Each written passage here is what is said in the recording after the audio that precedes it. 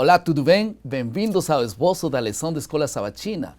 Já estamos na lição número 9 e o título da lição número 9 é Rituais e Cerimônias da Igreja.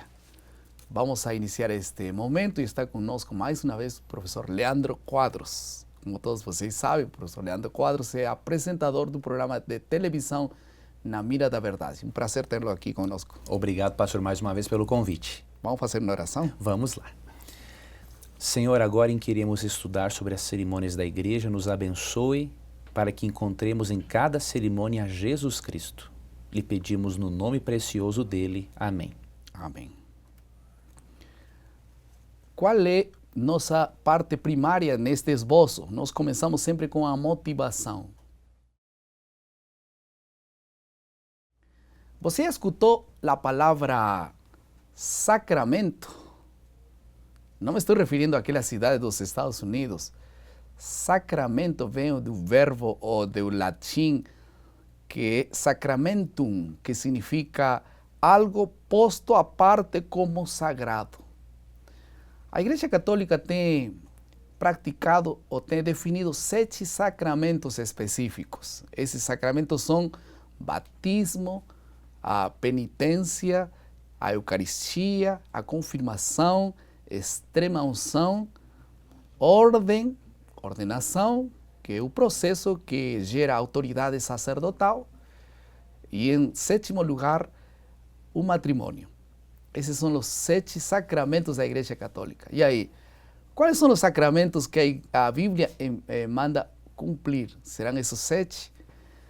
Quais são os sacramentos, os ritos? Bem, é certo que a palavra sacramento não existe na Bíblia, mas nós usaremos agora, então, ordenanças. Quais são as ordenanças que Deus manda cumprir? Nós vamos estudar isso nesta semana. Esse será nosso foco, nossa clara menção de que é o que Deus quer para nós fazer. Vamos passar rapidamente a compreensão do texto. Compreensão. Vamos ao texto bíblico. O que diz a Bíblia em relação ao que nós teríamos que cumprir como ordenanças? O foco da lição desta semana é compreender e aplicar adequadamente as ordenanças de Deus que Ele instituiu para o fortalecimento de nossa fé. Quais são essas ordenanças? Nós vamos definir então 2 ordenanças básicas: batismo e também serviço de comunhão, que tem que ver com a ordenança da humildade, o lava-pés, e também com a ceia do Senhor. Vamos começar então com essa primeira parte, o batismo. O que significa a palavra batismo, originalmente? A palavra batismo, pastor e querido internauta, vem de uma palavra grega que é baptizo, e ela significa mergulhar, afundar. Então, pelo significado da palavra e pela maneira como Jesus foi batizado em Mateus 3, 13 a 17, percebemos que o batismo bíblico é mergulhar o corpo na água. Isso tem um simbolismo muito especial, porque aqui, pastor, em Romanos, no capítulo 6, no versículo 4, o apóstolo Paulo compara o batismo à nossa morte, ao nosso sepultamento para o pecado. E aqui em Romanos 6,4 diz assim: fomos, pois, sepultados com ele na morte pelo batismo, para que, como Cristo foi ressuscitado dentre os mortos pela glória do Pai, assim também andemos nós em novidade de vida. Quando nós somos mergulhados na água, nós estamos sepultando o novo homem, o velho homem de pecado. Quando somos erguidos das águas, estamos ressuscitando o nosso novo homem juntamente com Jesus Cristo. E como um sepultamento no geral é do corpo todo, então o batismo bíblico, para ter sentido com este simbolismo de sepultamento e ressurreição, ele é um batismo por imersão. Então é completa, não? O nascimento, uma nova criatura, não é uma parcial nova criatura, é uma nova criatura completa. Interessante como 2 Coríntios 5,17 confirma nova criação, nascimento de novo, novas pessoas. Né? Essa transformação, pastor, é tão radical que em João capítulo 3, verso 5, a Bíblia diz que o cristão, ele nasce de novo. quando ele crê em Jesus e é batizado, não é? O batismo é uma evidência externa de que internamente ele foi transformado. Então ele passou por um novo nascimento. A partir daquele momento ele tem uma companhia maior do Espírito Santo para guiá-lo na vida cristã. Então ele se torna uma nova criatura, tem uma mudança radical de vida e agora se torna propriedade exclusiva de Deus. Ah, que lindo. E a Bíblia fala de uma troca de propriedade. 2 Coríntios capítulo 17, verso 18, fala de que já não pertencemos ao mundo nem à nossa própria natureza, ao diabo, nós pertencemos agora a Deus. Uma troca de propriedade. Agora, qual é a diferença de uma pessoa que está batizada e uma pessoa que não está batizada? Porque as pessoas batizadas também cometem pecados, não é assim? Essa é uma boa pergunta sua. Tanto o batizado quanto o não batizado continua um pecador. Só que há um detalhe, a diferença é que o batizado, de acordo com Romanos 6,6, aqui é dito o seguinte, ó, que foi crucificado com ele o nosso velho homem, para que o corpo do pecado seja destruído e não sirvamos o pecado como escravos. Então, tanto o batizado quanto o não batizado é um pecador, só que o batizado que aceitou a Cristo, ele não é mais um escravo do pecado. Ele é um pecador porque ele ainda não foi liberto da presença do pecado, que ocorrerá só na volta de Cristo na glorificação. Mas ele é liberto do poder do pecado. Ele erra, tem suas falhas, mas a pessoa batizada e nascida de novo, ela não tem mais o pecado como o Senhor da sua vida. O Senhor da sua vida agora é Jesus Cristo. E há uma diferença muito grande entre cair descendo as escadas que subindo as escadas. Exato. Descendo as escadas é terrível, né? E quando uno sobe as escadas, é um tropeço, Deus estende a mão, temos um defensor. Alguém colocou o exemplo da propriedade e aluguel, né? Muito diferente viver em uma casa alugada e uma casa que é própria. Na casa própria uno pode fazer reformas, construir, tirar, voltar a construir. Mas na casa alugada uno tem que só viver, né? Então, quando uma pessoa está batizada, é propriedade de Deus, Deus construi uma vida nova, porque nós lhe dimos o título de propriedade, a Deus retornamos, né? Porque Ele nos criou, Ele nos comprou e nós aceitamos essa graça. Vamos passar à segunda parte, que são o serviço de comunhão, que tem duas partes fundamentais. A primeira tem que ver com o serviço da humildade, a ordenança da humildade, lava-pés. Por que foi necessário que Deus estabelecesse o lava-pés como um assunto permanente? João capítulo 13, 14 e 15 diz: se eu, sendo o Senhor e Mestre, vos lavei os pés, também vos deveis lavar os pés uns dos outros. Uma ordenança, como um símbolo de quê? Pastor, isso aqui é tão importante que em João 13,15, depois que Cristo ordena nós lavarmos os pés uns dos outros, ele fala assim: eu dei o exemplo, ou seja, eu lavei os pés de vocês para que vocês sigam o meu exemplo e lavem os pés dos irmãos. Isso aqui é um ritual, pastor, de humildade, em que quando a pessoa pratica o lava-pés, ela está diante do seu irmão, dizendo o seguinte: eu não sou melhor e nem maior que você. Somos iguais, estamos indo para o céu juntos.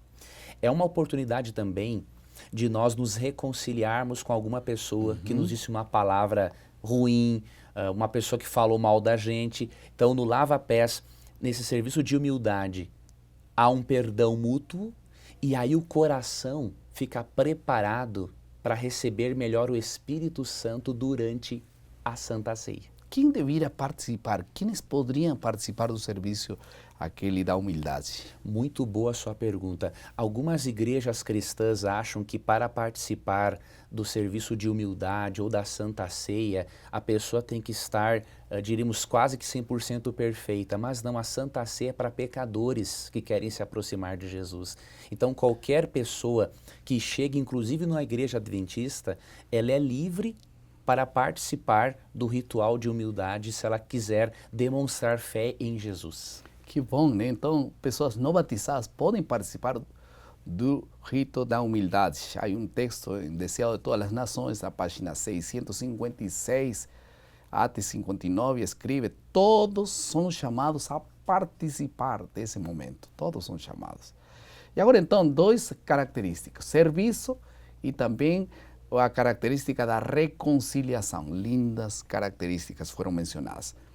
Em relação à ceia do Senhor, nós encontramos ali um mandato bíblico. Um mandato Fazei isto em memória de mim, sempre. Sempre. Lucas Cristo, 22, 19, né? 22, 19. Aqui Jesus diz assim, pastor: e tomando um pão, tendo dado graças, o partiu e lhes deu, dizendo: isto é o meu corpo oferecido por vós, fazei isto em memória de mim. Semelhantemente, depois de cear, tomou o cálice, dizendo: este é o cálice da nova aliança, no meu sangue derramado em favor de vocês. Então, quando nós comemos o pão na Santa Ceia, nós estamos dizendo o seguinte: eu aceito a Cristo como meu Salvador, eu creio na morte dele no meu lugar. Quando eu tomo puro suco da uva, sem o álcool, porque o álcool na Bíblia fermentado é um símbolo do pecado e Cristo não pecou.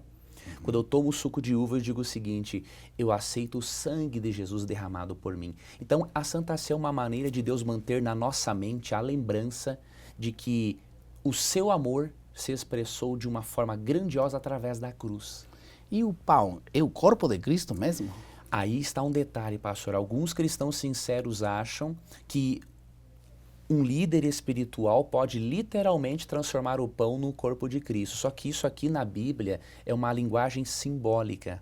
Por quê? Em João capítulo 10, por exemplo, verso 9, Cristo fala: eu sou a porta. Mas ele não é uma porta literal, ele está dizendo que ele é o caminho da salvação. Então, quando ele fala que o pão é o corpo dele, de forma simbólica, ele está dizendo o seguinte: esse pão representa o meu corpo. E ao você comer esse pão, você está dizendo: eu aceito a Jesus como o pão do céu, como o pão da vida, para me salvar. E a mesma coisa com o vinho, né? Exatamente. A sangue de Cristo que foi dada por o homem. Então, na Santa Ceia, há um sistema de símbolos que nós encontramos e cerimônias no passado. E nós temos a Páscoa, a ceia do Senhor, agora para o futuro. Verdade, a ceia se refere, pastor, nós comemoramos com a Santa Ceia um evento passado, que é a morte de Cristo na cruz, mas também mantemos na mente um evento futuro, que é a volta de Jesus. Porque Paulo falou em 1 Coríntios 11, 26, para fazermos isso até que o Senhor volte. E então Cristo se achava no ponto pronto de transição entre duas grandes dispensações, dos dois sistemas, duas grandes festas, né? E nós temos, por exemplo, ali o Imaculado Cordeiro de Deus estava para se apresentar como oferta pelo pecado, pondo fim ao sistema de símbolos e cerimônias. Com a morte de Jesus, acabaram todas as cerimônias que simbolizavam Jesus. E então, o serviço de comunhão, que é, no final de contas, que missão cumpria nesse sentido? Pois todos os serviços, pastor, todas as cerimônias na Bíblia apontam para o personagem central da salvação humana, que é Cristo. Não é? Então, que interessante, em Êxodo 16, Deus deu o pão do céu para Israel, que era o maná. E em João capítulo 6, Cristo fala: eu sou o pão da vida. Exatamente. E então, o serviço que havia de comemorar seu grande sacrifício, comemorar a grande libertação operada em resultado da morte de Cristo. Para comemorar essa morte, o Senhor estabeleceu a ceia do Senhor. E este é um assunto para participar uma vez por ano? Sempre devemos participar, devemos relembrar do que Cristo fez por nós constantemente. Constantemente significa uma vez por trimestre, quantas vezes seja necessário. A igreja deveria colocar esse rito permanentemente em suas atividades. Vamos passar à terceira parte do nosso esboço, que é a aplicação. Esse ritual, essa ordenança da ceia do Senhor nos linka com a vinda de Jesus, mas não deveria ser apenas para alguns membros da igreja, deveria ser para todos nós. Não deveria ser exclusiva. A ceia do Senhor deve ser observada com mais frequência do que a Páscoa anual que acontecia ali no deserto. Nós devíamos pensar um pouquinho mais, participar desse momento especial. E vocês que são líderes, conversem um pouco sobre como nós podemos ser abençoados, renovando nossa entrega com aquele ritual da ceia do Senhor. Vamos passar rapidamente à última parte do nosso esboço, que é a criatividade. Gostaria de terminar nesta parte fazendo um apelo especial. Talvez pela graça de Deus nós podemos tomar uma decisão nesta ocasião. E a decisão tem que ver com participar a próxima vez da ceia do Senhor, daquele momento especial da ordenança da humildade. Tem muitas pessoas que dizem, eu não participo desse momento porque não me acho digno. Mas é assim, para os que estão em dificuldades, foi preparada esta ordenança. Tem algumas poucas pessoas que não participam desse momento, preferem não ir à igreja aquele dia. Mas é um momento muito especial, preparado e programado por Deus para renovar nossa caminhada cristã, retomar a compreensão da salvação, meditar na morte de Jesus, reconciliar-nos com nossos irmãos. Por favor, pela graça de Deus, assuma a próxima vez que tenhamos uma cerimônia do rito de humildade e também da ceia do Senhor, participe nesse momento. Eu estou a convidar a fechar os seus olhos para orar e tomar essa decisão. Querido Pai, muito obrigado pelas lições que o Senhor estabeleceu para cada um de nós. Cada um tem um significado muito especial. Nos ajude a poder tomar a decisão de participar. O Senhor coloque em nosso coração vontade de reconciliar-nos contigo e nossos irmãos. Favorecer e valorizar o que o Senhor já fez por nós. Te agradecemos por isso. No nome de Jesus. Amém. Amém.